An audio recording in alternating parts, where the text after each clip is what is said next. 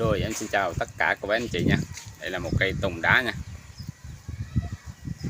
Cây tùng đá mắc khai thác nha.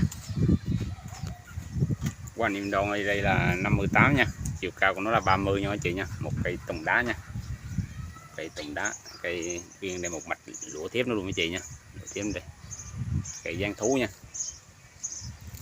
Cây này gồm 4 đầu sống nha của anh chị nha. Cây này khai thác là bầu sữa dừa nha. Rễ khá ok dữ nha. Một cây tùng đá, dòng này cực kỳ là dễ sống nha của anh chị nha.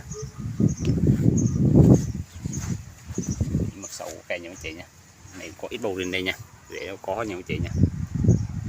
Cực kỳ là già luôn, da của nó siêu dài nha anh chị nha. Dòng này tái cực kỳ là đẹp nha.